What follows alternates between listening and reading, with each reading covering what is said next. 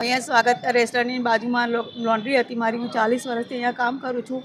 આ સુધી આવી હાલતમાં મારી લાડી કોઈ દિવસ નહીં તોડી. હું એકલી વિધવા પેટી કામ કરી ખાઉં છું. તે મને આજે સવારે ખબર નહીં. એ લોકો આવીને એવું કીધું કે તોડી લાખો બધું, આવીને ખોલી કરવા માંડ્યા. લાડી લઈ ગયા એ લોકો અને તોડી નાખ્યું બધું. બેન, તમારા ઘરમાં કોણ કોણ છે? હું એકલી જ છું. તમારા હસબન્ડ ઓફ થઈ ગયા છે. ઓફ થઈ ગયા? હા. આશરે કેટલા લોકોના કપડાં તમે લોન્ડ્રી કરો? 10-15 જણના તો હું લાવું છું. બીજા છૂટક્યા છે. તમારું ગુજરાન આની પર જ હા, ચાલે? આની પર જ ચાલે છે. અને વાત તો રોડ પરના લારી ગલ્લાની હતી. તો અંદરની સોસાયટીમાં શું લાગે વર્ગે? હું એવું જ કહેવું છું કે અમારે અંદરની સોસાયટીમાં શું લાગે વર્ગે? હું અહીંયા જીવી ખાઉં છું તો જીવાતો નહીં. તમે ચોરીઓ કરાવડાવો છો અમારી પાસે. પૈસા ભરવાના ના હોય તો પાવથી ખરાવવા માટે અહીંયા આવી શકો છો તમે લોકો. પછી તો કંઈ કેટલું કરી શકીએ અમે? એક માણસ કમાવાવાળું હોય એની જિંદગી કેવી રીતના જીવી શકે એ વિચારવાનું કરીએ છીએ. પણ 2 મહિનાથી નથી પાણી આવ્યા પછી ને અમે નથી ભરી.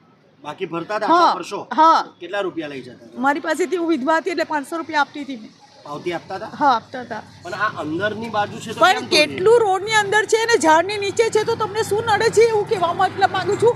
તમને કોને કમ્પ્લેન્ટ કરી છે એનો જવાબ આપો અમને. મહિલા સશક્તિકરણની મોટી વાતો કરે છે. હા, અને મોટી મોટી વાતો કરે છે કે અમે લોકો આમ કરીએ તેમ કરીએ. તો આ તો અમને એકલા રોડ પર કરી દીધી બૈરી માણસને. એવું થોડું ચાલવાનું છે. એવું તમે લોકો પૈસા લો છો, વેરા લો છો. સરકાર પર રોડના દર મહિને 20 રૂપિયા 30 રૂપિયા પાવતી ફાડીએ છીએ અમે સફાઈની.